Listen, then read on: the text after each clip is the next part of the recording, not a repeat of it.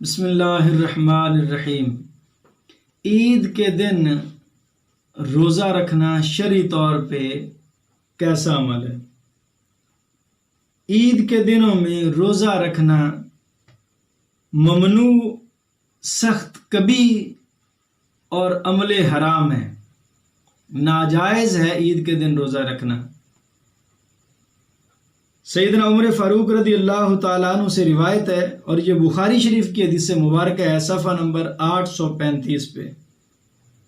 ان رسول اللہ صلی اللہ علیہ وسلم قد نہاکم عن صیام ہذین العیدین، کہ نبی کریم صلی اللہ علیہ وبارک وسلم نے تمہیں دونوں عیدوں کے دن روزہ رکھنے سے منع فرمایا۔ ایک اور روایت میں ہے الا واہیا ایام اکل و شرب و جماع، کہ خبردار یہ دن یعنی عید کے دن یہ کھانے پینے اور ازدواجی معاملات کے دن ہوتے ہیں۔ ان دو احادیث مبارکہ میں یہ مسئلہ سمجھایا گیا کہ عید کے دن روزہ رکھنا ناجائز ہے، اس لیے کہ یہ عید کا دن تو کھانے پینے کا دن ہے، اللہ کی طرف سے دعوت ہے۔ اللہ رب ذوالجلال تمہاری دعوت کر رہا ہو اور تم کہو نہیں ہم نے تو روزہ رکھا ہوا ہے، تو یہ اللہ تعالیٰ کی رضا کی بجائے ناراضگی کا سبب ہو جائے گا۔ ایک اور حدیث مبارکہ میں ہے کہ عید کے دن مسلمان کھاتا پیتا ہے اور شیطان روزہ رکھتا ہے۔ عید کے دن نہ کھانا پینا، روزے کی نیت کے ساتھ رہنا،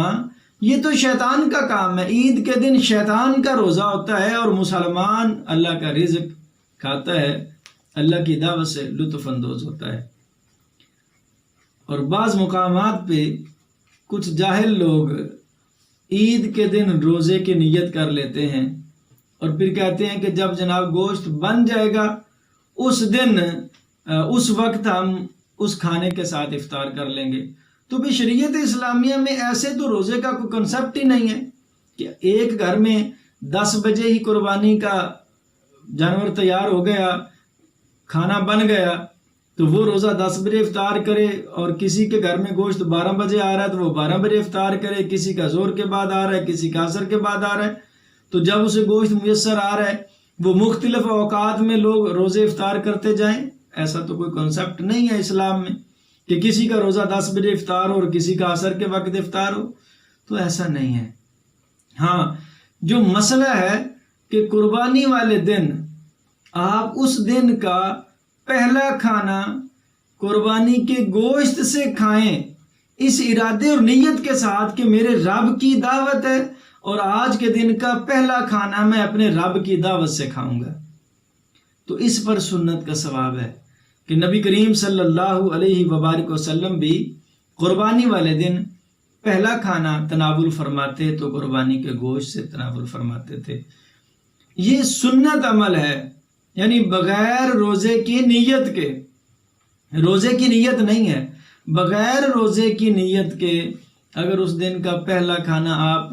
گوشت سے کھاتے ہیں تب تک کوئی اور چیز نہیں کھاتے ہیں، تو یہ سنت عمل کا ثواب ہے کہ آپ اللہ کی دعوت سے پہلا کھانا کھانا چاہتے ہیں۔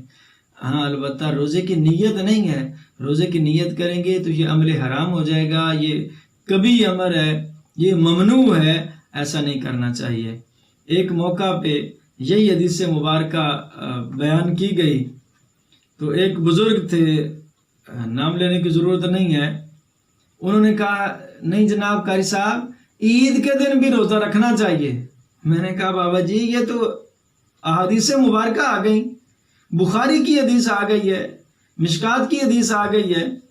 کہ آپ عید کے دن روزہ نہیں رکھ سکتے، نہیں رکھنا چاہیے، اور روزہ رکھنا شیطان کا کام ہے۔ عید والے دن منع کیا گیا کہ مسلمان روزہ نہ رکھے بلکہ کھائے پیے، اللہ کی نعمتوں سے لطف اندوز ہو۔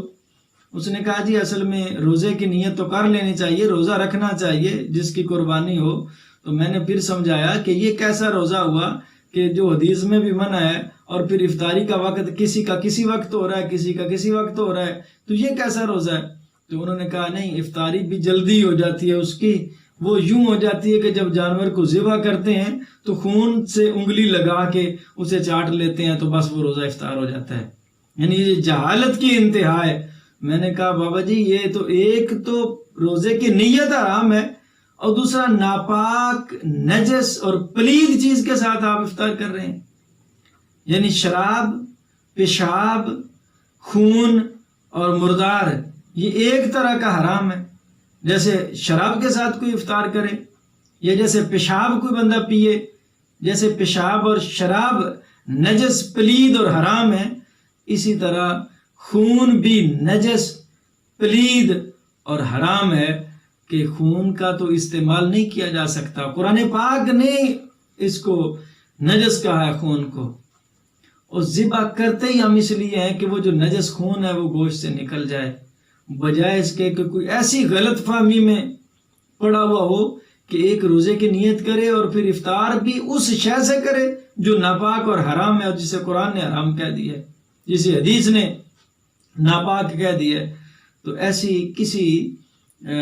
بات کی طرف نہ جائیں، اور جب کوئی قرآن اور حدیث آپ کو بیان کر دے تو پھر اپنے آپ کو سرنڈر کر دیں،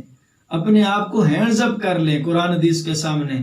اور پھر ہمارے لوگ کچھ بہانہ بناتے ہیں، نہیں جی یہ تو کوئی مولوی کوئی بات کرتا ہے، کوئی بات کرتا ہے،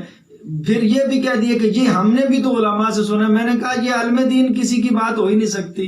اس لیے نہیں ہو سکتی وہ بھلے کسی فرقے کا ہو، اس نے قرآن حدیث تو پڑھا ہوا ہے نا. کسی فرقے کا عالم دین ہو، کسی کمیونٹی کا ہو، کسی طبقے کا ہو، کسی بھی وہ مکتبہ فکر کا بندہ ہو جو پڑھا لکھا ہوگا، ظاہری بات ہے کسی بھی اگر فرقے کا عالم دین ہے تو وہ قرآن و حدیث سے تو آشنا ہے، وہ کم از کم ایسی کبھی اور حرام چیز کا کیسے کہہ سکتا ہے. تو میں نے کہا نہیں جناب یہ کسی عالم دین کا کہا ہوا نہیں ہے، یہ کسی مولوی کی بات نہیں ہے جس نے آپ کو عید والے دن روزے پہ لگا دیا ہو یا جس نے خون کے ساتھ آپ کو افطاری کا مشورہ دیا ہو. میں نے کہا یہ آپ کی اپنی گھڑی ہوئی چیزیں ہیں، یہ کسی عالم دین کا بیان نہیں ہو سکتا. تو بہت ساری چیزیں ایسی ہیں جو لوگوں نے اپنی طرف سے گھڑ لی ہیں، خود بنا لی ہیں، اور ان چیزوں کو پھر اگر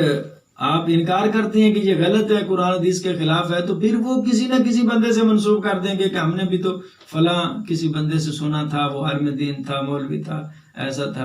حالانکہ یہ ان کی اپنی جہالت ہے لوگوں کی، اس سے بچنا چاہیے. عید والے دن روزے کا کوئی کنسیپٹ نہیں ہے، روزہ رکھنا ناجائز اور حرام ہے، اور یہ عمل ثواب کی بجائے اللہ رسول کی ناراضگی کا سبب بنتا ہے. لہذا ہر اس کام سے بچیں جو اللہ اور اس کی ناراضگی کا سبب بنتا ہو.